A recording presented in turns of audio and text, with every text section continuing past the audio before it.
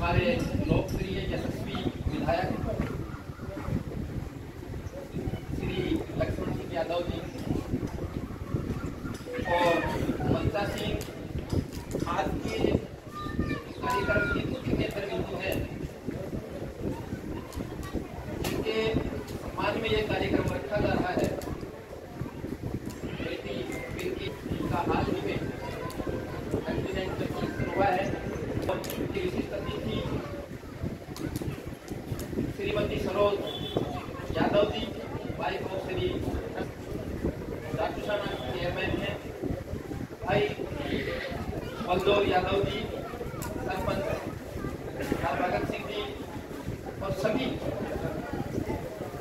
गांव रसूली की ग्राम पंचायत सरपंच आसपास के आए हुए सभी मोदीदान और विशेष तौर से इस गांव की जो क्लब बनी हुई है वो बहुत अच्छा काम कर रही है। अहिरवाल युवा क्लब रसूली, जिनके सौजन्य से आज ये काम कर रहा है। यहाँ मनसा सिंह और भी उनसे लगभग परिचित है मेरे, राजकुमार जी हैं, रविंद्रा सावादी जी हैं, चेयरमैन साहब हैं, सारे बच्चों, मातृशक्ति। सबसे पहले तो मैं आज के मुख्य अतिथि श्री लक्ष्मण यादव जी का अपने एजुकेशन ब्लॉक चाटूसाना की ओर से हार्दिक अभिनंदन करता हूँ, स्वागत करता हूँ। उसके बाद बेटी ईशा यादव को हार्दिक शुभकामनाएं देता हूं, जिन्होंने इतनी अच्छी अचीवमेंट ली है और उसके लिए आज युवा क्लब रसूली एक भव्य आयोजन रखा है। और इनके साथ साथ अक्सर हम ध्यान नहीं रखते, बेटी निशा यादव के पापा जी यहाँ बैठे हैं, सुरेश कुमार जी, विक्की यादव जी के पापा यहाँ बैठे हैं, सुरेश कुमार जी, उनकी माता जी यहाँ बैठी हैं, उर्मिला जी, और दादी बसंती भी यहाँ बैठी हैं। उनका भी विशेष योगदान इसमें रहा है। एक बार इनके लिए पूरे परिवार के लिए अक्सर आज की इस भागदौड़ में हम भूल जाते हैं बुजुर्गों को, जो कि सबसे ज्यादा योगदान उनका रहता है।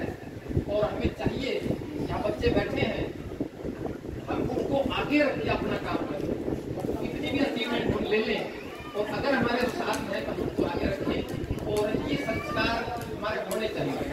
और आज के जो प्रोग्राम के बारे में बात करूं तो मुझे नहीं पता था, शायद रसूली गांव में मैं पहली बार आया, लेकिन जो यहाँ की क्लब है ये इतना अच्छा काम कर रही है।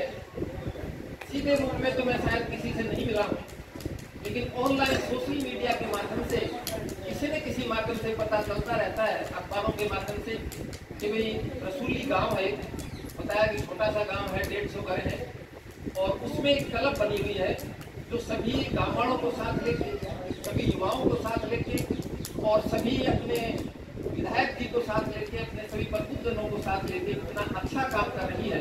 तो जब इनका मैसेज गया तो मैं भी ये कह दिया उसी टाइम पे, ठीक है मैं भी अपना टाइम दूंगा और शामिल होऊंगा जरूर। और विधायक जी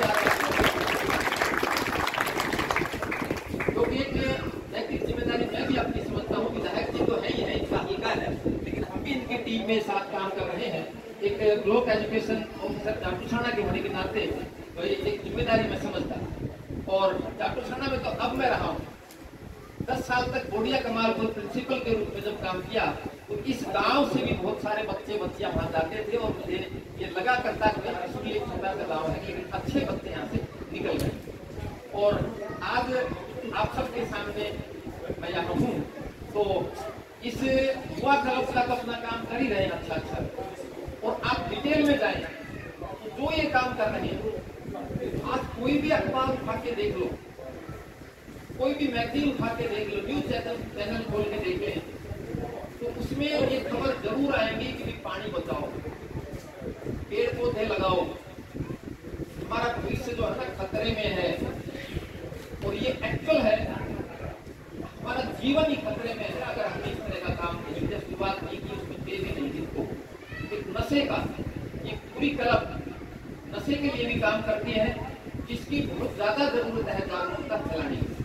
तो आज बहुत से बुजुर्ग यहाँ बैठे हैं और हम ये शपथ ले सकते हैं कि इस तरह के कामों से हम बचेंगे, और जब हम सब मिल के बैठ के शपथ लेते हैं तो बच्चे हमारे पे फॉलो करेंगे।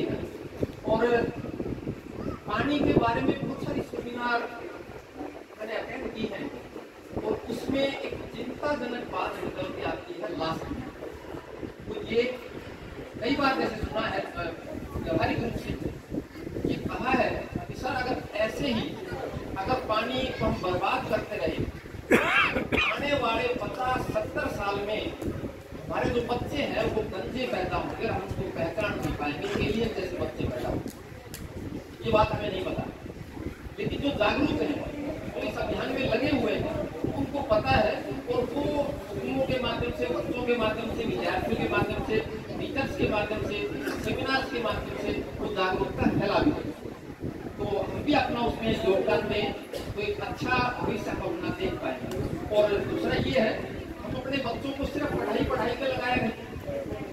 आज हर पेरेंट सोचता है मेरा बच्चा मेरिट में आ जाए, 100% नंबर ले ले, अच्छी जॉब ले ले और बाकी ध्यान नहीं दे। बाकी ध्यान जैसे पानी बचाने के लिए पेड़ पौधे हम ना लगाएं, अच्छे संस्कार उन बच्चों को हम ना दें। तो मुझे नहीं लगता हमारे बच्चे कितने सरकारी समझ जाओ अगर वो ठीक भविष्य हमारा रह जाए, मुझे लगता है। तो आप भी अगर कहें सोचोगे वो कुछ भी नहीं होगी। हम अच्छी पोस्ट पे चले जाएं, कितनी भी अच्छी पोस्ट ले लें, लेकिन हमारा वातावरण ठीक नहीं है तो हम रहेंगे कहाँ? बच्चों में संस्कार ठीक नहीं है तो हम रहेंगे कहाँ? आज हम देखते हैं पेरेंट्स अपने बच्चों तक सीमित है, ज्यादातर, सबके नहीं कहूँगा, ज्यादातर बच्चे अपने पेरेंट्स अपने बच्चों तक सीमित है। वो सोचते हैं अभी मेरा बच्चा तो पढ़ के लिख के पता नहीं क्या बन जाए, लेकिन और जो गांव में बच्चे हैं, मेरा पड़ोस में है, जो परिवार में बच्चे हैं वो ना पढ़े उसकी मेरी कोई जिम्मेदारी। अक्सर ऐसी सोच देखने को आज के टाइम में मिलती है। और आप अंदाजा लगाओ, मान लो गांव में कुछ एक जो बच्चे हैं, कुछ बच्चे को अच्छी तरह से पढ़ लेंगे क्योंकि उनको अच्छा संस्कार मिल गया, घर की तरफ से स्कूल में अच्छी तरह संस्कार मिल गए, अच्छी जॉब पे भी वो चले जाएंगे। तो बहुत से बच्चे ऐसे रह जाएंगे जो पढ़ेंगे नहीं, अब भी गलियों में घूमते हैं, नशा करते हैं। इससे संस्कार वो घर की तरफ से, समाज की तरफ से उनको नहीं मिल पाएंगे। तो हम और आप ये कल्पना कर सकते हैं क्योंकि खाने के लिए रोटी तो वो बच्चों को भी चाहिए जो पढ़े लिखे जो नहीं। और वो बच्चे कहाँ से अपने खाने के लिए रोटी का प्रबंध करेंगे आप अंदाजा लगा। वो वही बच्चे होंगे जो रोड पे चलते हुए गाड़ियां रोकेंगे, उन्हीं की गाड़ियां रोकेंगे जिनके पास सब कुछ है।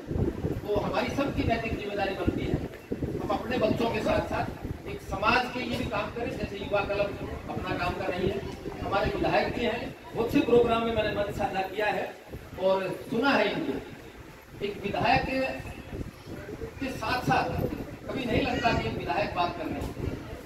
ऐसे सोशल वर्कर इस तरह से अपने जागरूकता फैलाते हैं समाज में, पूछो मत, अपनी कविता के माध्यम से, अपने साहित्य के माध्यम से, अपने गीत के माध्यम से, रागनी के माध्यम से समाज को जागरूकता फैलाते रहते हैं। और जब हमारे विधायक ऐसे हैं, हमारे बुजुर्ग ऐसे हैं, हमारे युवा ऐसे हैं, इस गांव की युवा जो कल बनी हुई वो ऐसी है, तो उसको हमें सपोर्ट करना चाहिए और जो और कुरीतियां हैं उनसे बचना चाहिए। एक और मेरे ध्यान में आ रहा है, मैं आपको जिक्र करूंगा, शायद टाइम होगा इतना 5-7 मिनट लूंगा, आज के टाइम में है।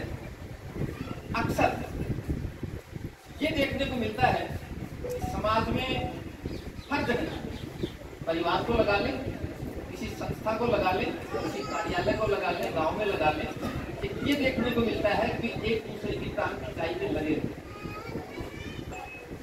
चाहे कहीं भी हो, एक दूसरे को अनाप शनाप बोलते रहते हैं। उसका रीजन क्या रीजन है वो मैं आपके सामने शेयर करूंगा और किसी किताब में पढ़ी हुई नहीं, कोई कहानी में नहीं बताऊंगा, एक व्यावहारिक बात है वो आपको मैं बताऊंगा। अक्सर मुझे मौका मिलता है तो बच्चों के साथ भी मैं शेयर करता हूँ, अगर हम शेयर वो कारण क्या है, क्योंकि मेन कारण क्या, बहुत सारे कारण है लेकिन मेन कारण क्या है वो मैं शेयर करूंगा आपके लिए। और उसमें आप सब लोग एक बार की बात है, शायद 2005 की बात है। एक 50 का ग्रुप था, सभी बच्चे ध्यान देंगे, बच्चे भी अपने मंच से जुड़ेंगे। अगर मंच पे ध्यान नहीं रखोगे तो कुछ पल नहीं पड़ेगी, फिर कितने भी प्रोग्राम कर लें तो युवा क्लब का जो उद्देश्य है वो हासिल नहीं होता है। तो सभी ध्यान रखेंगे मंच पे। तो मैं आपको बता रहा था कि 2005 के करीब की बात है, 50 का ग्रुप था, डीडीओ था दिल्ली का, और एक ऐसी जगह में ग्रुप लगाया था, एक सेमिनार थी 7 दिन की, और उसमें यही था, टॉपिक उसका यही था। क्योंकि हर आदमी सोचता है, हमारी सरकार, हमारा डिपार्टमेंट सोचता है कि हम बच्चों के माध्यम से जो जागरूकता समाज में फैला सकते हैं, उससे बढ़िया कोई संदेश नहीं होता। टीचर के माध्यम से हम जागरूक कर सकते हैं, कोई बढ़िया चाहिए। तो उसके साथ ही उन्होंने ये सोचा था कि पहले टीचर को हम ट्रेन करते हैं इसलिए। तो साथियों के सेमिनार में यही बातें सारी थी कि समाज में आपसी लड़ाई झगड़े होते हैं, आपस में ठीक से बात नहीं करते, इसका कारण क्या है? तो सुबह 7 बजे से रात के 9 बजे तक हम बिजी रखा करते हो। सुबह योगा करवाते हैं, बीच में और लेसन चलते हैं, अलग अलग टीचर आते हैं, और शाम को 9 साढ़े 9 के करीब हो जाते हैं जब आप सोते। 7 दिन तक ऐसी सेमिनार चली, और लास्ट के दिन की मैं बात बता रहा हूँ। लास्ट के दिन में ऐसे हम इकट्ठे हुए जैसे आज यहाँ बैठे, मंच पे वो बैठे सभी, हम सभी 50 लोग आगे बैठे थे, और फिर वो एक एक पूछने लगे, फीडबैक लेने लगे हम सब। और फीडबैक में कहने लगे कि अब आप बताओ कि आप तो समाज में अच्छा काम करना चाहते हो, जागरूकता फैलाना चाहते हो, उसमें मेन प्रॉब्लम कहाँ? और शॉर्ट में बताऊं तो उसमें सबकी, लगभग सबकी मेन प्रॉब्लम ये थी कि हम काम तो करना चाहते हैं, लेकिन हमारा अहम जो है ना वो टकरा। अहम कुछ भी हो सकता है, मैं अपनी बात करूँ, मैं बीओ हूँ, मैं मास्टर से बात क्यों, मैं प्रिंसिपल से बात क्यों, मैं बच्चों से बात क्यों, अहम टकराता है। कोई अधिकारी है वो दूसरों से कम आंख के चलते हैं, या गांव में करें मैं बड़ा हूँ, मैं छोटे से बात क्यों करूँ, मैं इसकी बात क्यों मानूं? इस तरह के अहम एक बात निकल के आई कि अहम एक मेन मुद्दा है जो आपस में टकराव की स्थिति पैदा करता है, एक दूसरे को आपसी भेदभाव पैदा करता है। और ये मुझे भी सच्चाई लगी, और लगभग 99% लोगों ने भाई माना इसका। दूसरा एक और एग्जाम्पल ऐसा ही, आप समझोगे उसमें ये कि आपस में लड़ाई झगड़े कैसे होते हैं। हालांकि ठीक नहीं लगता, लेकिन औरतों को ज्यादा रहता है। कैसे रहते हैं ना आप? उसी टाइम उन्होंने एक एग्जाम्पल के तौर पे हमसे कहा, आपके 7 प्रिंसिपल है वो आगे आ जाओ, यहाँ लाइन में खड़े होता हूँ। साथ आगे चले गए, और वहां से मंच पे जो आयोजक थे उन्होंने पहले के कान में कुछ कहा और ये बताया कि आप तो मैं जो बताया है कि दूसरे नंबर पे जो है उसके कान में एज इट इज आपने बताना है। मुझे ठीक है, और उसने कह दिया अगर नहीं समझ में आए तो आपने 2 बार 3 बार जितना टाइम लगे बताओगे, और यही बात इसको बताओगे आगे, वो अगले को बताएगा, इस तरह से बात चलती रहेगी। और पहले से बात होगी कौन से पे? 7वें नंबर, छठे वाले ने 7वें को जो बात बताई, वो बात खत्म होने के बाद बीच के 5 जो प्रिंसिपल थे उनको कहते सर आप आगे बैठो, और पहले नंबर का और 5वें नंबर का आप यही फिर वो खड़े रहे। फिर पूछा उन्होंने पहले नंबर वाले से, अक्सर बताओ मैंने आपके कान में क्या कहा, आप सबको बता दो आगे जो बैठे। उसने बताया कि सर आपने मेरे कान में ये कहा, नॉर्मल सी बात थी। फिर वो गया 7वें नंबर पे, तो सर 7वें नंबर वाले आप सब इनको बताओ कि छठे नंबर वाले साथी ने आपके कान में क्या कहा। और जब 7वें नंबर वाले ने सबको बताया तो आप यकीन मानो कोई चुटकुला नहीं सुना रहा, ये हर एक बात बता रहा हूं। वो बात पहले नंबर वाले से बिल्कुल डिफर की, बिल्कुल बिल्कुल उल्टी बात। वो कहने लगे कि सर आप बैठ जाओ, फिर समझाने लगे। अक्सर समाज में आप प्रिंसिपल हो, स्कूल चलाते हो, अपने आप को बुद्धिजीवी मानते हो, जब 1 नंबर से 7वें नंबर पे पहुंचते पहुंचते बात कितनी बिगड़ गई, बात का पतंगड़ बन गया देसी भाषा में कहीं, तो आपकी ये हालत है तो समाज से आप क्या उम्मीद करते हो? समाज में एक ने कुछ बात कही किसी के बारे में और उसने दूसरे को कह दिया, वो बात आगे तक पहुंचते पहुंचते तो पता नहीं क्या होने लगता है, और फिर आपस में लड़ाई झगड़े होते हैं। तूने मेरे को ये कैसे कह दिया, वो कैसे कह दिया, और तह तक हम जाते हैं। तो उसमें हम कोशिश करें कि बात क्या है उसकी तह तक जाएं और फिर उसमें हम अपना एक्शन लें। तो इसका माध्यम से उद्देश्य मेरा ये था आगे कुछ समझे, विशेष तौर से महिलाओं में। हम जेंट्स भी पीछे नहीं है, कई बार गुस्से में आके उसी टाइम हिसाब किताब करने के लिए तैयार रह जाते हैं। तो ज्यादा कुछ नहीं कहते हुए, टाइम ज्यादा ले लिया, विधायक जी बैठे ना, इनको भी सुनेंगे और इन्हीं से सीखा है मैंने चुटकुले इस तरह की बात करके जो है खड़ी करके जो है अपनी बात रखना। और नेहरू युवा क्लब के जितने भी सदस्य हैं, संजीव कुमार जी विशेष तौर से और पूरी टीम तो मैं अपनी ओर से शुभकामनाएं देना चाहूँगा, बधाइयाँ देना चाहूँगा। एक बार फिर से पिंकी यादव जी को बधाइयाँ देना चाहूँगा। बैठे हमारे बच्चे बैठे, स्टूडेंट्स यहाँ बैठे, आप अगर ध्यानी है, पिंकी आप सबके सामने मंच पे बैठी है, कभी आप भी यहाँ बैठ सकते हैं, खाली कहने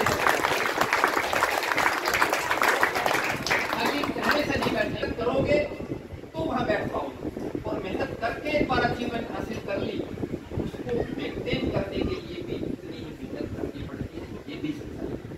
बेटी पिंकी यादव ने अच्छी मेहनत करके अपना पोस्ट ले लिया और अब उस पोस्ट पे काम करने के लिए मेहनत जरूर करेंगे, अपने गांव का, क्षेत्र का नाम रोशन की उम्मीद कर सकता हूँ। तो इन सभी बातों के साथ अपनी वाणी को ये बात सही है कि एक आदमी कुछ बोलता है, दूसरा कुछ बोलता है, तीसरा कुछ बोलता है, वो बात बोलते बोलते उसमें इतना कंफ्लिक्ट पैदा हो जाता है कि समझ में नहीं आती कि क्या हो गया। इसी कड़ी में मैं बताना चाहूँगा आपको, ब्लॉक समिति चेयरमैन हमारी बहन पिंकी को शाल उठाकर सम्मानित करना चाहिए अपनी तरफ से। प्लीज एक गिफ्ट देंगे।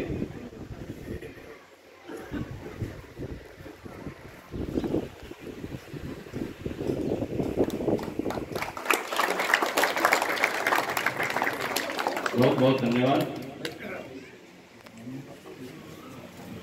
इसी कड़ी में हमारे बीच भाई श्री किशन जी जो सर्जिकल स्ट्राइक, आप जो भी आए ना अपने मम्मी पापा को बुलाया करो, इन्होंने मेहनत की। आप आ जाए हमारे बीच कमांडो किशन जी। एक मोमेंट को देखकर 2-4 युवा साथी आ जाए साथ में प्लीज।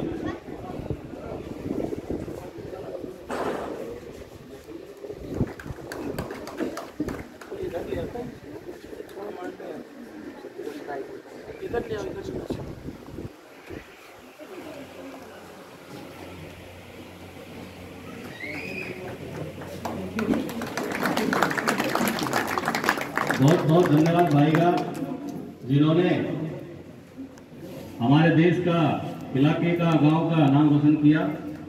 बहुत बहुत बधाई हो। भारत माता की जय, माता की जय। इसी कड़ी में हमारे बीच अपने गौशाला से प्रधान जी बैठे हैं। प्लीज थोड़ा समय का अभाव है, आप भी आइए 1 मिनट के लिए प्लीज। आशावाद जी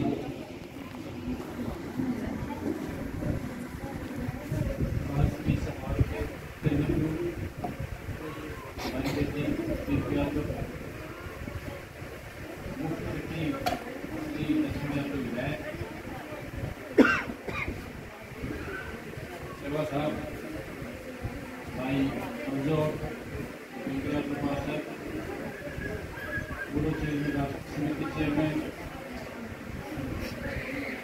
उपस्थित सभी सरपंच, इधर लोग हैं। यहाँ पर बड़ी आपके गाँव में, आपके गाँव में आपने भाषण दिया, भाषण दिए जैसे एक सोच कर रही और आज इंडिया जो पद प्राप्त किया है, कभी भी किसी में जांच कर दीजिए आप संख्या नंबर बात से होती है, सोच से छोटा है।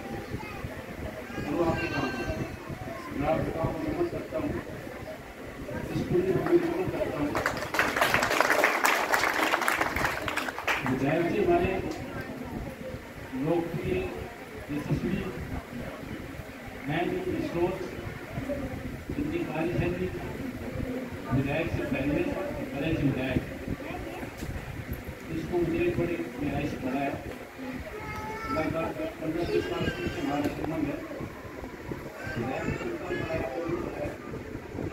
बड़ी अच्छी तरीके से और अनेक संगीत की व्यवस्था रही, उसमें डांस पार्टी में कोई भी बात अच्छी से करनी बड़ी ऐसी विधायक मस्त बातें दुश्मन यादव जी जिस विधायक मिले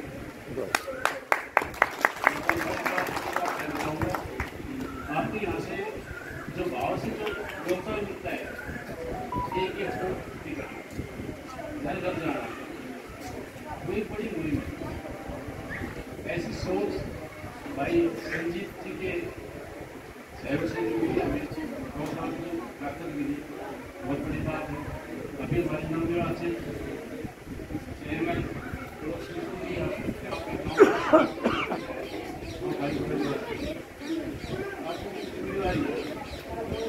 क्षेत्र को आगे बढ़ाएं। मैं चाहता हूँ कि मान सम्मान करना चाहिए,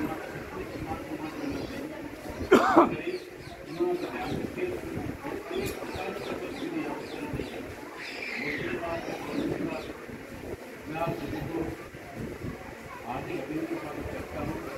जय हिंद, जय भारत। जिसके लिए आज ये प्रोग्राम हुआ है, बहन पिंकी, उनके माता पिता सुरेश कुमार जी, उर्मिला जी, माता जी यही बैठे हमारे बीच, जिन्होंने उनको ऐसे संस्कार दिए अपनी बेटी के लिए कि भाई इतने बड़े पद पे जाना अकेली बेटी का काम नहीं, उसमें माँ बाप, दादा दादी सभी का सहयोग होता है। तो बहुत बहुत धन्यवाद आप सभी का कि आपने सपोर्ट किया, अपने गांव का नाम रोशन किया, अपने जिले का किया, अपने प्रदेश का किया। इसी कड़ी में हमारे जो भी आज के जो हमारे मुख्य अतिथि हैं, मैं बुलाना चाहूँगा इस पूरे कार्यक्रम की समराइज और हमें एक मोटिवेशनल मार्गदर्शन युवा शक्ति को सभी को। प्लीज सर आइए।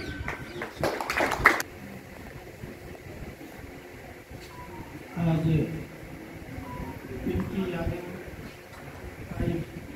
अभिनंदन समारोह में उपस्थित पिताश्री सुरेश जी, उनकी माता श्री, गाँव के सरपंच हरभजन सिंह जी, आवाज आ रही है? हाँ जी। पहले के साथ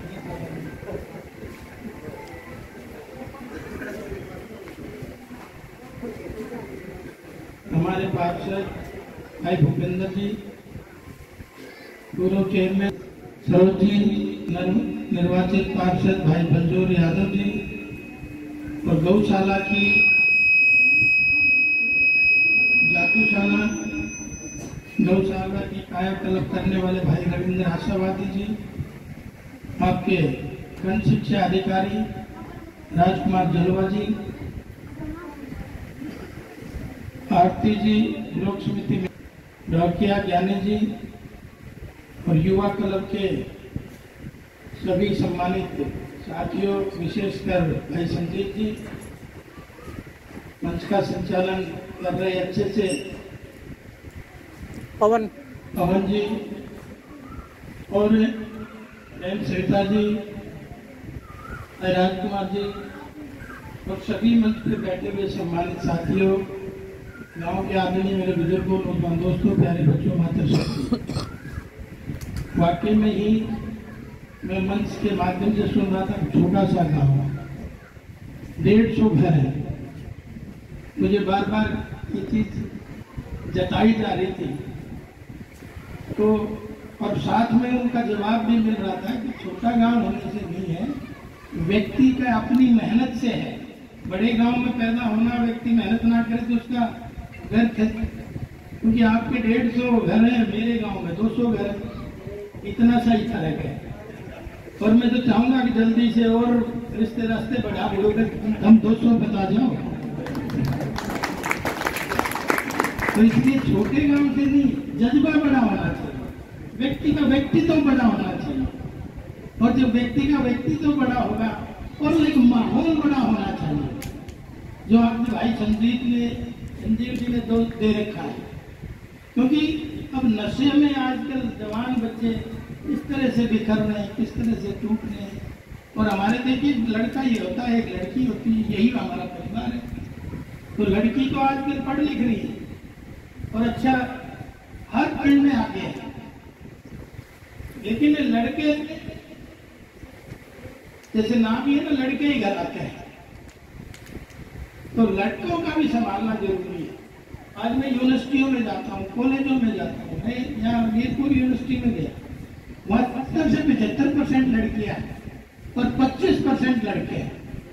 तो कैसे बैलेंस बनेगा? मोदी जी ने नारा तो दे दिया बेटी पढ़ाओ बेटी बचाओ, लेकिन आज बेटियां तो पढ़ रही हैं, आज बेटियां तो अपना दायित्व समझ रही हैं। और आप खुद भी मेरिट उठा लो, पीछे जो IAS की लिस्ट आई थी उसमें भी 4-5 लगातार बेटियां हैं। तो इस तरह से आज प्रतिभावान हमारी बेटियां तो हो रही है, साथ साथ बेटे भी हो जाएं तो समाज का अच्छा सुधार हो सकता है। और ये कलम जो दे रहा है गाँव, कभी आप सोच भी नहीं सकते, क्योंकि बिल्डिंगें बन जाती, रोड सड़क बनती रहेगी, जीवन में बहुत सारी चीज बनेगी, लेकिन अगर आदमी की बिल्डिंग ढह रही है तो बनी बनाई बेकार है सारी। तो आज दायित्व क्या होना चाहिए? कल बार बार इस काम को, क्योंकि मैं पिछले कई सालों से अखबारों में भी सोशल मीडिया पे भी देखता रहता हूँ, और कोई ना कोई जरूर पोस्ट डली रहती है। आज ये काम किया, आज सफाई अभियान किया, आज पौधा वो किया, आज जिम में किया, आज टूर्नामेंट किया। तो मैं इस अवसर पे जरूर बधाई देना चाहूँगा। ऐसे सभी गाँवों में अगर जागरूक युवा हो जाए तो बहुत सारी समस्याओं का समाधान अपने ही पे मिल जाता है। और इसलिए आज पिंकी के साथ साथ युवा क्लब को भी बधाई देता हूँ। पिंकी तरक्की कराए और ऊर्जावान बनाए और गांव का, इलाके का नाम रोशन करे, माँ बाप का नाम रोशन करे, ऐसी मैं प्रार्थना करूंगा। और निश्चित तौर पे दुआएं बड़ा काम करती है। जहाँ दवा फेल हो जाती है वहाँ दुआ बड़ी काम आती है। तो दुआएं इतने लोगों के आपके साथ हैं, निश्चित तौर पे आप तरक्की करेंगे, क्योंकि ये आसान नहीं है यहाँ तक पहुँचना। जैसे उन्होंने अपने एक्सपीरियंस में बताया, ऐसे क्लास में बात करते रहते हो क्या बच्चों? तो इनके अनुभव का फायदा लेना चाहिए बच्चों को। एक निकलना मुश्किल हो जाता है, लेकिन एक निकल जाए तो रास्ते खुल जाते हैं, गांव के रास्ते खुल रहे, क्योंकि उनका अनुभव गांव के बच्चों को काम आता है। तो अगर हम उनसे सीखेंगे तो जरूर हम आगे बढ़ेंगे, गांव आगे बढ़ेगा और इलाका भी आगे बढ़ता है। वैसे तो मैं ध्यान से देखूं तो सारी अब हमारे यहाँ तो मास्टर लगते थे या बेल्ट की नौकरी थी पूरे, क्योंकि चाहे वो आजादी की लड़ाई हो, चाहे भाई आजादी को कायम करने की लड़ाई हो, इस इलाके ने कभी भी पीठ पे गोली नहीं खाई, छाती पे गोली खाने का। और मैंने भी विधानसभा में उठा और बोला, अब मेरा क्षेत्र ऐसा है, अहिरवाड़ा क्षेत्र, जो यादव रेजिमेंट या जरूर मिलनी चाहिए। मैंने जब इतिहास से वाकिफ कराया तो सदन ने पूरे ने तालियां बजाई, सदन खड़ा होकर कहने लगा सही बात है ये अहिरवाड़ा। क्योंकि 1857 की क्रांति में आपने देखा 5000 लोगों ने नसीबपुर की माटी में अपना प्राण न्यौछावर किए थे। और ये किशन कमांडो बैठा है, हमें तो पहले तो ध्यान ही नहीं था, इस तरह से सर्जिकल स्ट्राइक करके आए। तो ये बहुत प्रतिभा हमारे अंदर छुपी हुई। और उसके बाद भी चाहे वो प्रथम विश्व युद्ध हो, तो मेरे इलाके के प्रथम विश्व युद्ध में भी 18,300 लोग थे, द्वितीय में भी 39,000 लोग थे। उसके बाद अंग्रेजों के समय में भी सारे अवार्ड जो थे हमने इस क्षेत्र में लिए। मिलिट्री क्रॉस था, एजाज क्रॉस था, कई दूसरे हमने गैरेंट्री अवार्ड थे। 61 की लड़ाई थी, गजांगला की लड़ाई थी, कारगिल की लड़ाई थी, अक्षरधाम की लड़ाई थी, संसद हमले की लड़ाई थी और हाजीपीर की लड़ाई थी। जितनी भी इस देश में लड़ाइयाँ हुई, यहाँ के जवानों ने छाती पे गोली खाने का काम किया। और 118 लोग जो कसूल में मारे गए, उनमें से 114 लोग यहीं गए थे। बड़ी बात है। और सारे के सारे बल्कि के उनका तो एक इतिहास अब लोगों को समझ में आया कितने बहादुर लोग थे। तो ये बहादुर एरिया है। मैं तो कई बार नारा भी देता हूँ, अगर शास्त्री जी ने कोई नारा दिया था जय जवान जय किसान, तो मैं ये दावे के साथ कह सकता हूँ अगर मेरा इलाका दोनों नारों में फिट बैठता है, जवान भी जिंदाबाद और किसान भी जिंदाबाद। मतलब रेतीली जमीन में अन्न पैदा कैसे हो सकता है, ना पानी की भी यहाँ किल्लत, सब गाँव में देखते हैं पानी पानी, उसके बावजूद भी अपने बच्चों को बैंक की नौकरी दिलवाने भेजा। और अब तो भाई इलाके में मौज हो रही है, मनोहर लाल जी ने कह दिया पर्ची खर्ची चलेगी नहीं, तो नौकरियां भी पहले से ज्यादा मिलती है, क्योंकि योग्यता हमारे एरिया में ज्यादा है। आज कोई गांव ऐसा वंचित नहीं होगा जहां ईमानदारी से उसको नौकरी मिली। मैं पिछले दिनों विधानसभा में खड़ा होकर कह रहा था, कांग्रेसी कह रहे थे, मैंने कहा इस बार मेरे 4 HCS बने हैं, कभी जीवन में नहीं लगे थे 4 HCS, और हम गरीब घरों के लोग। फिर मैंने कहा एक मंत्री का कोई दामाद था, उस समय कांग्रेस के 10 साल में 1 HCS बना था। मैं अंतर समझ में आना चाहिए। तो आपकी मैंने 35 बार कोई न कोई इशूज पे जरूर बोला है, 35 बार विधानसभा में आपकी आवाज उठाई है और 35 बार अलग अलग मुद्दों पे उठाई है। एक बार तो मैं पशु अस्पतालों की मांग जब मैंने उठाई तो 15-20 जगह पशु अस्पताल की मांग उठाई, और उनकी मांग उठाने के बाद जब मेरे पास फिजिबिलिटी रिपोर्ट आई, उन्होंने कहा 3000 जहाँ पशु होंगे हम पशु हॉस्पिटल खोल देंगे।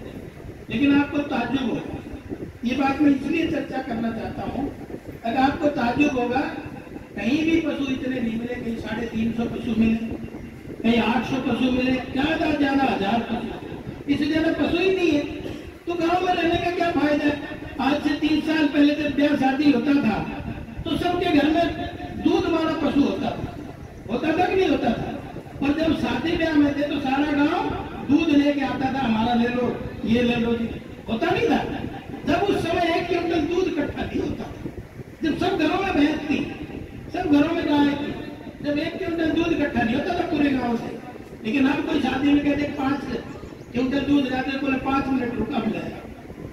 तो मैं ये कई बार सोचता हूँ जब पशु थे तो दूध था नहीं, आज पशु है नहीं तो दूध कहाँ से आ रहा है। और पिछले दिनों में मैंने एक चिंता भी जाहिर की, मैंने कहा अभी जब रैक उतरते हैं खाद के जबरदस्त रैक उतरते हैं, इतना खाद इस एरिया में बोया जाता है, तो वही खाद हम खा रहे। जब हम कहीं जाते हैं, कोई मृत्यु हो जाती है, तो हर तीसरा आदमी आते हैं, सबसे हर तीसरा आदमी। तो मैं तो इस मंच के माध्यम से यही निवेदन करना चाहूंगा, अरे भाई कम से कम अपने बच्चों के साथ तुम न्याय कर लो, गाँव में रहते हो, हम तो घर अब कोठी में ऐसे नहीं पाल सकते, तो आप किसी के लिए मत करो, लेकिन अपने बच्चों के लिए अपने गाय का, अपने भैंस का दूध पिलाना जरूर करना, क्योंकि यहाँ रख सकते हो आप। लेकिन बोला गोबर कौन था। आजकल तो एक बार ओलावृष्टि हुई तो मैं गया उसमें देखने के लिए, उधर भोतवास की तरफ, बुंगड़वा की तरफ, उधर तो वहाँ आखरिया की तरफ, जाडरा की तरफ, तो उन्होंने कहा जी ये देखिए ये खेत। मैंने कहा क्या हो गया, बोले 10,000 रुपये कटाई के मांग रहा था, ये बोले पड़ गए, इसके 15 मांगते समेट। मेरा 15 तो सरकार भी ना दे दिया, तू क्यों बोला फिर इसको। तो आप सब कुछ हम लेबर से कर रहे हैं, इसलिए भैंस भी नहीं रखते, और भैंस नहीं रखते तो हम अपने बच्चों के साथ धोखा कर रहे हैं। हम क्या पिला रहे हैं, बाजार में इतना दूध है, कहाँ से आ गया। तो ये भी चिंता का विषय है। जहाँ हम आदमी की बिल्डिंग तैयार कर रहे हैं, जहाँ नैतिक मूल्य तैयार कर रहे हैं, वहाँ वो ताकतवर भी बने, वो भी आपके साथ साथ और रही बात विकास की, मैं पिछले 3.5 साल से निरंतर किसी न किसी मुद्दे पर विधानसभा में बोला हूँ, और उसमें ज्यादातर चीजें इंप्लीमेंट। बड़ी बात ये दिखाई आपको दे रही होंगी, कुछ दे रही होंगी, कुछ दे रही, क्योंकि मैंने 42 रोड नई बनाने का काम किया है। आपकी भी यहाँ से मान लिया से रसोली चक्की बन रही है, ये सरपंच बार बार कहता है एक और बननी चाहिए। मैंने कहा भाई पहले तो ज्यादा ताकत दिखाओ, और मतलब उसका भी हम प्रस्ताव भेजेंगे। 42 नहीं, जबकि 37 रोड हमने मार्केटिंग बोर्ड की पूरी तुड़वा के दोबारा बनवाई अलग से, वो नई अलग बनाई। इसी तरह से 4 रोड हमने पीडब्ल्यूडी की बनाई। आज हमारे पास 5 क्रम के रास्ते अभी बचे नहीं पूरे हल्के, 6 क्रम का कोई रास्ता पूरे हल्के में नहीं बचा। 4 और 3 क्रम के 4 के भी ज्यादा, तो सबसे ज्यादा तो कनेक्टिविटी की है। कई गाँव की जब हमने रोड जुड़वाई है तो वो कह रहे थे कि हमारी तो वर्षों से ये बनी ही नहीं थी। और ठीक इसी तरह से आपकी भी सड़क का ध्यान रखा जाएगा। जो अभी नई लिख के तो नहीं दी, सरपंच ने पहले लिख के दे के गया था, मुझे ध्यान है। हाँ, रसोली से बोड़िया कमालपुर, उसमें एक टिपिकल दिक्कत है। उसमें कहीं वो 4 क्रम की है, कहीं 5 क्रम की है, कहीं 3 की भी है। तो इसलिए वो किसी भी प्लानिंग में नहीं आ। तो मैंने इसको कहा था, मैंने कहा था अपने एरिया की अपनी सीम तक खुद बना ले, उसके और उससे अगले सरपंच को पकड़ेंगे वो अपनी सीम में बना ले, और उससे अगले 3 गांव लगते हैं इस पे, तो उससे अगला उनके बना ले, तब जाके बन सकती है। क्योंकि 4 क्रम की रास्ते पंचायत बनाती है, 3 क्रम के उससे भी नीचे पंचायत बनाती है, 5 क्रम की मार्केटिंग बोर्ड बनाता है, 6 क्रम का पीडब्ल्यूडी बनाता है। तो सबके डिपार्टमेंट अलग अलग है। तो इसलिए अपने एरिया की बना ले, ताकि उसका मैं फंडिंग करने का प्रयास करूंगा, उसका पैसा देने का प्रयास करेंगे, ताकि वो भी आपके समय से पूरी हो जाए। तो आज तो मैं ये जो 2 डिमांडें मेरे सामने रखी, 2 डिमांड है, एक तो ओपन जिम की और दूसरा आपके छोटे छोटे 3 पार्क है, और एक ये रोड की। इसमें जो भी प्रयास होगा उसमें जल्दी इसको सिरे चढ़ाने का काम करना, क्योंकि सरकारी तंत्र में बहुत लंबा समय लगता है। आज मैं बोल के जा रहा हूँ, कई साल भर बाद में जाके उसका नंबर आता है, क्योंकि 2 साल तो हमारा कोविड ही खराब कर गया। और मैं धन्यवाद तो आपका करना भूल ही गया। अगर आप लोगों ने जो आशीर्वाद दिया था उसी की वजह से आज मैं विधानसभा में दहाड़ता हूँ, बोलता हूँ मिला के, इसलिए आपका धन्यवाद भी करना था। बीच में पता नहीं क्या परिस्थितियां रही, कभी कोविड आ गया, कभी उल्का पिंड गिर गया, कभी भूचाल आ गया, कभी टिड्डी आ गई, तो तारतम्य बना ही नहीं। कई बार कोशिश करी, क्योंकि मैं छोटे गांव का दर्द जानता हूँ ना, मैं भी छोटे गांव का ही हूँ, इसलिए मैं दर्द जानता हूँ, मेरे मन में था। और ये तो बढ़िया है, आज तो 1 लेफ्टिनेंट बनी है, अगली बार आओ इधर 2 और बनाओ गाँव वालों, ताकि मैं जल्दी आ जाऊँ। ये सेलिब्रिटी में जाता है, क्योंकि अगर ये नहीं बनती तो शायद आज भी मेरा मौका नहीं लगता है। 5 साल की तो बता रहा हूँ, अभी मेरा डेढ़ 1.25 साल है। कोई कारण रहा होगा, कोई कारण रहा होगा। 138 गाँव है, 138 गाँव मेरे सुन ले, मैं तू उदाहरण देती, पहले मेरी पूरी तो सुन ले। तो इसलिए आज ये अवसर मुझे भी मिला है, मेरा भी फायदा ही हुआ है, कोई नुकसान नहीं। कभी जब मैं चुनाव में अगले काम का तो और बड़ा उलाना हो जाता, लेकिन मैं ये 1.5 साल से खरा उलाना तार करना चाहता, चिंता करता। मैं छोटे गाँव का आदमी, छोटे का दर्द जानता, तो उस हिसाब से कुछ कई चीजें परिस्थितियां होती हैं। क्योंकि 138 गाँव में बीच में अगर कोविड नहीं आता तो सब में हम कवर कर जाते। उस समय केवल भारतीय जनता पार्टी का कार्यकर्ता नेता ही थे मार्केट में, बाकी मुझे डर लग रहा था उस कोविड के समय। और एक हॉस्पिटल में जाकर खड़े रहे, एक हॉस्पिटल में रातों रात ऑक्सीजन का प्रबंध कराया, और भोजन भी नहीं था उनका भी प्रबंध कराया, क्योंकि सोशल काम भी बहुत जरूरी है। सोशल काम अगर आप नहीं करोगे तो कौन करेगा। चाहे वो अभी रविंद्र आशावादी था, इनके पीछे गवर्नर साहब आए थे, हमने एक शुरुआत करी। मैंने कहा रविंद्र जी, जिस मेहनत से आप लग रहे हो, गौशाला में पैसे की कमी नहीं होने देंगे। और इस बजट में मुख्यमंत्री जी ने प्रोविजन भी किया। अगर 40 करोड़ गौशालाओं का बजट था, वो 467 करोड़ बनाने का। तो आज कोई गौशाला मेरे हल्के की नहीं है ना हमने पैसे ना दिए, कोई भी। 8 गौशाला है मेरे हल्के में, 8 की 8 गौशाला को उसके हिसाब से सरकारी भी आया, और हमने भी कोशिश करी इधर उधर से तो दिलवाने का प्रयास करा। गवर्नर साहब को बुलाया था मेरे पैसे के लिए, लेकिन गवर्नर साहब का तो बजट नहीं होता, लेकिन वो आशीर्वाद इतना बड़ा देंगे। और 5 लाख रुपए बोल के गए थे, वो तो आ भी गए थे। रविंद्र जी वो आ भी गए थे। तो ये सारे के सारे इस तरह से चाहे वो नहरें हों, अभी पानी की चर्चा इस मंच से हो रही थी, जलवाजी कर रहे थे, बोले पानी बिन सब सून और पानी जल है तो कल है। ये बड़ी चिंता का विषय है, इस पर सोचना चाहिए। मैं देख रहा था अब 125 करोड़ हमने नहरों पे इस बार लगाए हैं। कोई भी डिस्ट्रीब्यूटरी ऐसी नहीं थी, ओला डिस्ट्रीब्यूटरी थी, धनिया डिस्ट्रीब्यूटरी थी, चखाला डिस्ट्रीब्यूटरी थी, दमाना की थी, रामपुरी की थी, चाहे वो खेड़ी मोतला की थी, चाहे वो मुंदड़ा की थी, चाहे वो कुड़ोली की थी, सारी नहरों को हमने गहरा और चौड़ा बनवाने का काम किया है। और इसके साथ साथ एक और बात बता देता हूँ, अब जब मैं आया तो 310 क्यूसिक पानी जेएलएन में आता था और 450 क्यूसिक पानी महेंद्रगढ़ कैनाल में आता था। क्योंकि दोनों, इसलिए मैं ये बता रहा हूँ, दोनों मेरे हल्के को में से ही गुजरती है। इसलिए हमने 310 क्यूसिक पानी था, वहाँ 650 क्यूसिक पानी बढ़ाने का काम किया, क्योंकि पानी नहीं आएगा तो ये कैसे तरक्की करेगा। और दूसरा आपको महेंद्रगढ़ कैनाल में जो 450 क्यूसिक पानी आता था, हमने 1050 क्यूसिक पानी उसमें करा। आज नहरें भी बढ़ रही है, नहरें भी 125 करोड़ हमने बनाए हैं, और उसी के साथ साथ पानी भी बढ़ रहा है।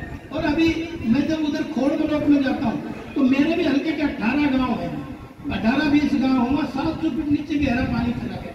हमने नक्शा निकलवाया तो हमने कहा एक नदी जाती थी, कृष्णावती नदी, वो कहाँ से जाती है, तो वो 4 गांवों तक आके खत्म हो जाती है उसकी जगह। हमने उस 4 गांवों में कुछ नदी को छटवा के और 3 महीने वहाँ पानी छोड़ने का काम करें, और लगातार वो पानी छूटता रहेगा। तो जब तक तो जब भी मेंटेन होगा, इसकी चिंता कोई करता ही नहीं। आज पानी आता है, 4 दिन टोटी चलती है, पाड़ लेते हैं, अगले दिन खुला चलता है, सबकी जिम्मेवारी है।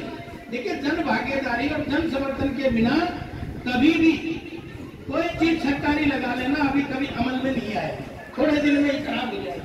तो पानी को तो जरूर बचाना चाहिए, पानी के बिना कल तो है ही नहीं, और पानी तो है भी खाली। लेकिन आज आपको ताज्जुब होगा, पानी जहां हम बढ़ा रहे हैं, आने वाले 1-8 साल में और पानी बढ़ेगा, क्योंकि पीछे से भी हमने प्रबंध कर दिया। जो पीछे डैमेज थी, जो लीकेज थी, वालाबाद से उधर की तरफ, लडान की तरफ, जो बाहर जगह जगह मोरियां छूट रही थी, आज उनको भी बंद कराने का काम किया है। तो जो मेरे जो काम है उनपे मैं कर रहा हूँ, और उनको प्रैक्टिकल काम उनपे सब चल रहा है। इसी तरह से बिजली विभाग में भी आपको ताज्जुब होगा, 2 मैंने सब डिवीजन बनवाए, एक मैंने बेरली में बनवाया और एक मैंने नाड़ में बनवाया। और आज जितनी ढाणी है उनमें सब में पैप ट्रांसफार्मर लगवाया। और जब मैं आया था तो किसान ये कहता था कि हमारे ये ट्यूबवेलों के कनेक्शन 6 साल से नहीं होते। 1080 ट्यूबवेलों के कनेक्शन मैंने बिजली के कराए, पैप ट्रांसफार्मर सारी ढाणियों में लगवाए। और आज मेरे 33 केवी के 12 सब स्टेशन मंजूर है, 4 हमने बना के पब्लिक को समर्पित कर दिए ताकि वोल्टेज की परेशानी ना हो। और तीसरा एक बहुत बड़ा महत्वपूर्ण काम, अगर आपका जाटूछाना ब्लॉक और आपका नाड़ ब्लॉक, हमने एमएसएमई जोन घोषित कर दिया, जो एनओसी जोन, क्यों? अब उसमें फिर आपको सीएलयू लेने की जरूरत नहीं, और जो इंडस्ट्री लगाने के लिए, ग्रो करने के लिए जो फायदे हैं, वो सरकार उनको सारी सुविधाएं देगी। चाहे वो बिलों में छूट हो, चाहे वो लोन में ब्याज में कमी हो, चाहे दूसरी जीएसटी में छूट हो, और चाहे बिल्डिंग बनाने में उसमें सब्सिडी की हो। जो स्टार्टअप और स्टैंडअप जो होता है वो सब में हमने उसको वहाँ लागू कराया। अब करने वाले चाहिए, हमने तो एक आधार लाइनें तो बिछाई, अब ट्रेन दौड़ाना भी आप सब लोगों का काम है। और मुझे दिक्कत इस बात की होती है, अभी जब आपका उत्पादन बिक रहा था, पहले किसी ने बाजरा नहीं बिकवाया, 3-3.5 साल से लगातार मैंने कितनी टक्कर लेनी पड़ती है, हर बार बाजरा बिकवाते हैं। लेकिन आप लोगों ने भी कमाल कर दिया। एक छोटा सा उदाहरण देता हूँ, अब मेरे कोचरी के नीचे 25,000 एकड़ जमीन है, एक मंडी में 23,700 किसानों ने रजिस्ट्रेशन कराया। तो मैं समझता हूँ जमीन तो है ही नहीं, 1-1 एकड़ के मालिक, तो जमीन में तो कुछ होने जाने वाली है नहीं।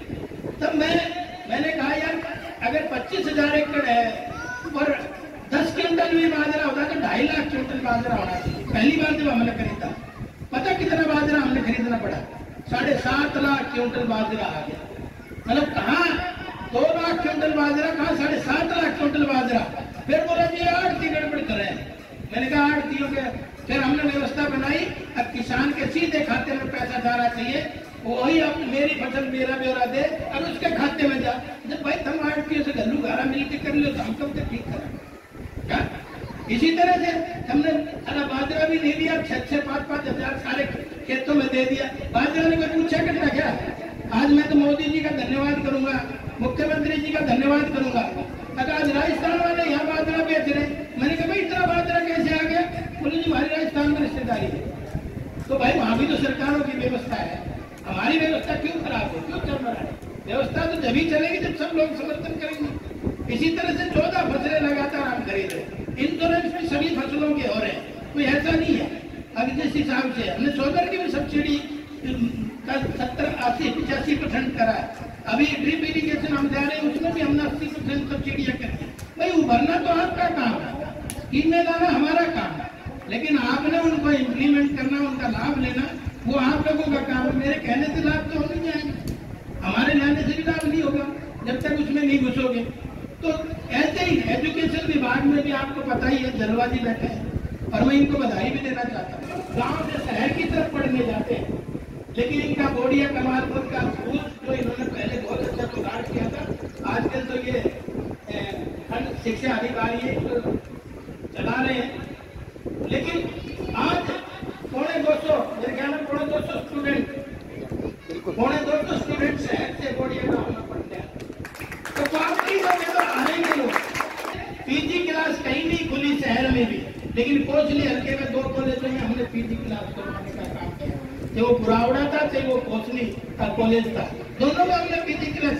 इसी तरह से सांस्कृतिक मॉडल स्कूल भी हमने दोनों, आप वाला भी, गुड़ियानी वाला भी, पालावास तो उसमें पीएम श्री में दे दिया। पीएम श्री में भी लगातार उसका पैसा आता रहेगा। ऐसे हमारे मिडिल स्कूल भी 8-9 हमने सांस्कृतिक मॉडल स्कूल में उनमें शामिल करा है। लेकिन करने वाला भी चाहिए। पिछले दिन मैं कह रहा था मुख्यमंत्री जी से, हमारे कोई सीनियर सेकेंडरी स्कूल नहीं हुआ, तो बोला सीनियर सेकेंडरी स्कूल तब बनता जब 10वीं 11वीं में 80 बच्चे होते, 9वीं 10वीं में 80 बच्चे होते। लेकिन वो कहीं तो 14 बच्चे, कहीं 13 बच्चे हैं। एक दिन मैं एजुकेशन बजट से पढ़ा रहा था, बच्चों को कैलकुलेट कर रहा था, एक बच्चे में 45,000 रुपये खर्चा पर मंथ आता है, और हमारा ढर्रा उधर से बेटा जा रहा है। तो ये भी संभालने की चीजें है ना, नहीं तो कहाँ से देते रहोगे। एक बार मेरे राजेंद्र जो खंड शिक्षा अधिकारी भाड़ है, वो मेरे पास आया, भूडा था मुंह बड़ा, बोले स्कूल टूटे हुए। मैंने कभी क्यों टूटेगा? अरे कहाँ का टूटेगा? बोले जी आपके गाँव का टूटेगा। मैं क्यों टूटेगा? बोले जी बच्चे नहीं है। कितने बच्चे हैं? पूरे 6 बच्चे हैं। और मैंने कहा क्लास कहाँ से? बोले जी मिडिल है। मैंने कहा एक क्लास के एक पाल की बटन आया। और मैंने कहा मास्टर कितने हो? बोले जी मास्टर भी 6 ही। तो सब अगर अपनी अपनी जिम्मेवारियां, कोई किसी एक नेता से कुछ नहीं होने वाला। सब अपना जब तक अपनी अपनी जिम्मेवारियां नहीं समझेंगे तब तक आप देखते रहो दूसरे की तरफ, दूसरों में कसूर निकालते रहो, उससे समस्या थोड़ी होने वाली है। तो मैंने तो उसको धमकाया, मैंने कहा यार बच्चे मैं ही पैदा करूंगा क्या? बच्चे तो तुम लाओ, पढ़ाओ, अपने आप बच्चे खींचे जाएंगे। ये भी तो प्राइवेट स्कूल है, बोडिया कमालपुर में, वहां से शहर के बच्चे पढ़ जाते हैं। ये अंतर तो समझना पड़ेगा ना, तो स्कीम को समझना पड़ेगा ना। तो नहीं समझेंगे तो ऐसे ही होगा। तो जहाँ एजुकेशन में भी ठीक उसी तरह से हमने 3 अपना PHC सेंटर भी खोला, नई गवर्नमेंट, एक गुड़ियानी में, एक बिलरोड में, एक अपना वो बंदेवा में। तो और आप भी सर्वे चल रही है, कोशिश करेंगे कि आपकी नजदीकी बिहारीपुर वाला एक PHC सेंटर की मैं सर्वे करा रहा हूँ जल्दी। अगर वो सर्वे में 30,000 की जनसंख्या आ जाती है तो उसको भी हम करा रहे हैं, उसको इंश्योरेंस चढ़ा रहे हैं। तो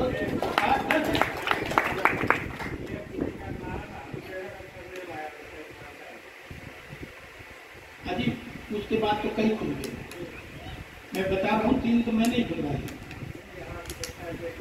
मैं पहले की कह रहा हूँ, उसके बाद कई खुल गए।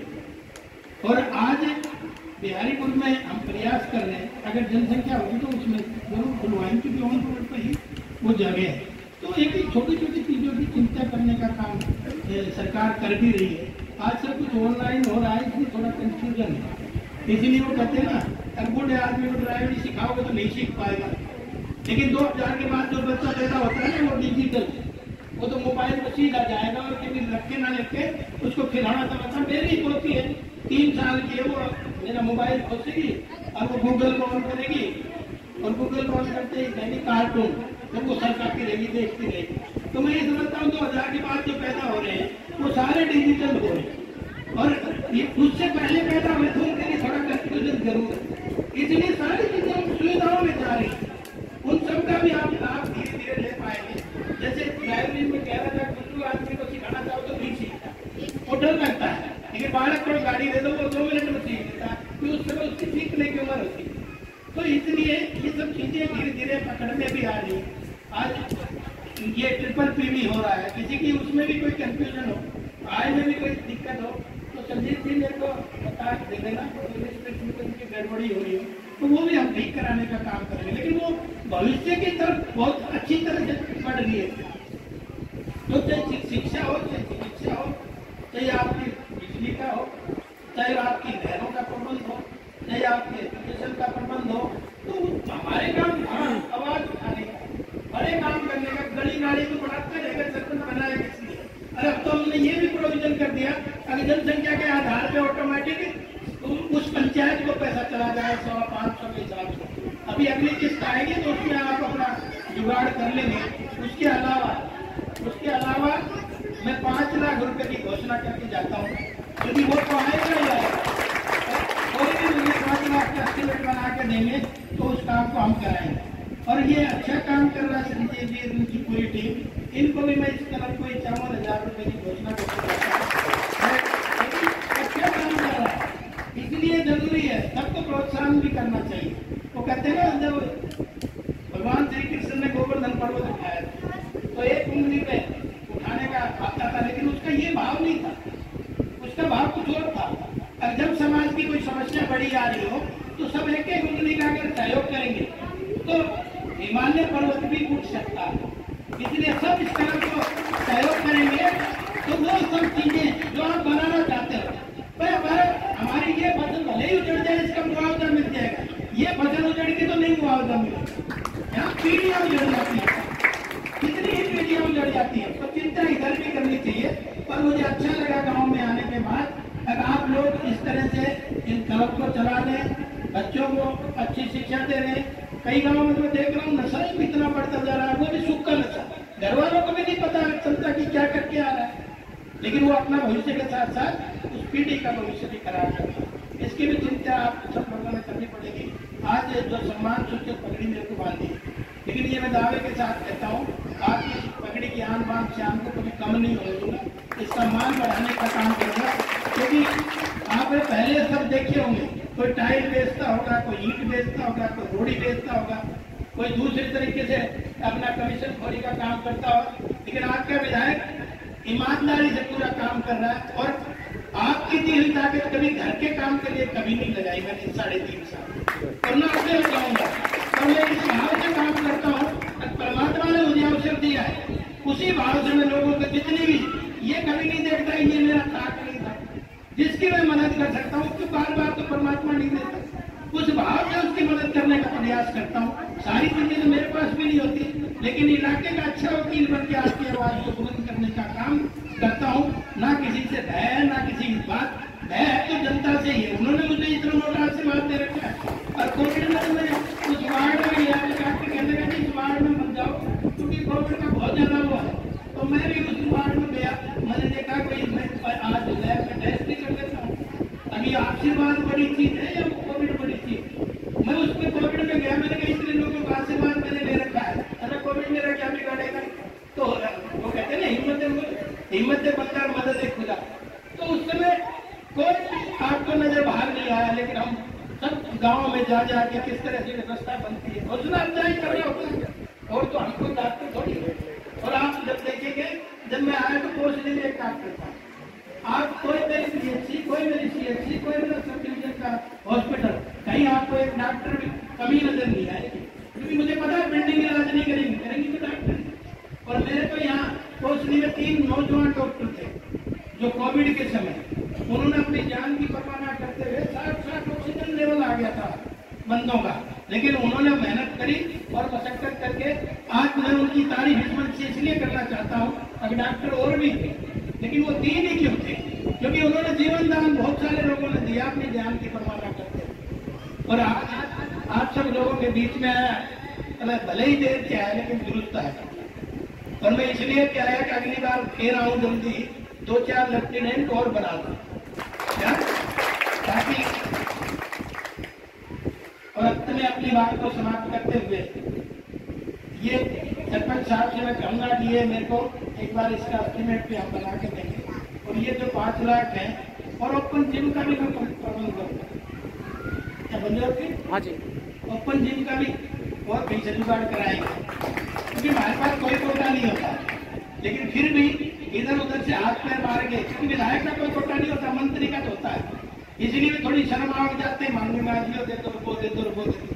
लेकिन हमने एक व्यवस्था कर दी कि 550 रुपए प्रति व्यक्ति, जितनी जनसंख्या उसका हिसाब से पैसा। पिछली बार हमने 1100 करोड़ में से आपको हिस्सेदारी दी थी, इस बार 4800 करोड़ में से आपकी हिस्सेदारी मिलेगी, उसका प्रबंध कर दिया। वो बिना मांगे ही मिलेगी, इन्हें आया नहीं आया लेकिन वो पैसा आया, वो सारी सुविधाएं आई। तो आज आपको चिंता करने की जरूरत नहीं, भले ही बहुत दिन में आपको दिखाऊंगा, लेकिन लड़ाई तो आपकी लड़ता हूँ 24 घंटे। मैं अपने घर में कोई लड़ाई नहीं लड़ता और आपके से सारी शिकायत भी दूर करते हुए बात तो बस इतना ही। एक बार पुनः मैं पिंकी बेटी को बधाई देना चाहूंगा, ठीक इसी तरह लाड प्यार दुलार कर रहा है, भविष्य में इसका 4 गुना करे, उसी मेहनत में आप जुटे रहना है। बहुत बहुत धन्यवाद। और डेवलपमेंट की, बिजली पानी की जो भी आपसे हुआ, आपने हमारे लिए मदद की, और साथ साथ में जो आप इस मौके पे पहुंचे हमारे गांव के लिए, जो आपने पर्सनल और फाइनेंशियली जो सपोर्ट किया, इसका लिए बहुत बहुत धन्यवाद। इसी कड़ी में मैं हमारे गुरु जी हमारे बीच वो दे रहे, हमें मोटिवेशनल कर रहे हैं, बहुत बहुत धन्यवाद। एक बच्चों की डिमांड आई थी सर यहाँ से, जो हमारे युवा साथी कह रहे हैं कि कोई CET का एग्जाम होता है, कॉमन एलिजिबिलिटी टेस्ट, तो वो ये कह रहे हैं कि उसके अंदर थोड़ा सा जो नंबर ऑफ मल्टीप्लायर वो कम है, दुगना है शायद इसमें, तो ये कह रहे हैं कि 4 गुना है। ये कह रहे हैं कि UPSC में भी कम से कम 10 मल्टीपल होता है उसमें, 10 टाइम्स। कम भी तो ये कुछ कह रहे हैं, कम तो करने ही पड़ेंगे। अब लाखों एप्लीकेशन आपके, अब एक लेना 4 गुना कर रखा है, वो तो उस समय भी होएगा कम, लगेगा तो एक, लगेगा तो एक, लेकिन फिर भी कोई दिक्कत हो तो लिख के मुझे दे दो। एक बार फिर हम मुख्यमंत्री दोबारा बात कर लेंगे।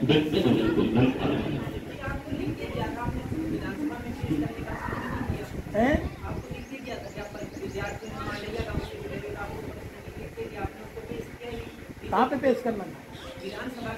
विधानसभा में नहीं करना था, विधानसभा में भी किया था, दूसरे MLA ने उस इशू पे बोल दिया था। हाँ, दूसरे MLA ने बोल दिया था, इसलिए वो इशू मेरा कट गया था, मैं वही कह रहा। और दूसरा मुख्यमंत्री से तो बात करी ही थी, लेकिन उनका भी यही था कि हम 4 गुना तो कर रहे हैं।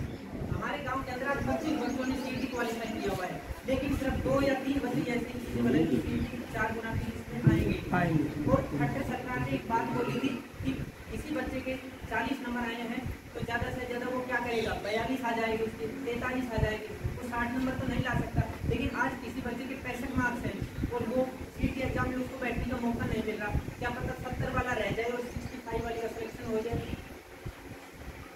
तो करेंगे। सर इस पे अभी 1.5 साल बच रहा है, सरकार जाने को, सरकार भर्ती नहीं करे, नोटिफिकेशन आते हैं, सरकार जब तक मोदी जी बैठे कितने ना जाए, लटक जाती है। मैं बता रहा हूँ ना, और जब तक कहीं रियाज जा रही है तो फिर जाने का काम कैसे करेगा? तो मेरा हौसला बढ़ा के आगे फिर आ रही है ताकि हम रोक काट लेंगे। वैकेंसी तो अभी आ रही है ना 5 साल के अंदर, वैकेंसी तो हम 60,000 भर्ती कर रहे हैं, उसमें बैठने का मौका मिल ही नहीं रहा, नंबर बैठा है ना, जब तो वो 1 से 4 गुना करा है।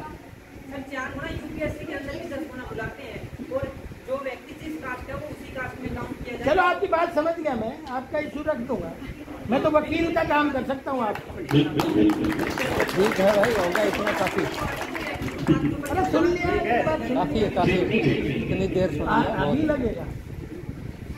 कोई अगर बहन पिंकी को सम्मानित करना चाहे तो कर सकता है, फिर उसके बाद हम थोड़ा सा प्रोग्राम आगे बढ़ाएंगे। ये 2022 और 23 के जो हमारी मुहिम चल रही है हरिवार युवा क्लब की तरफ से, तो उन बच्चों को सम्मानित करेंगे।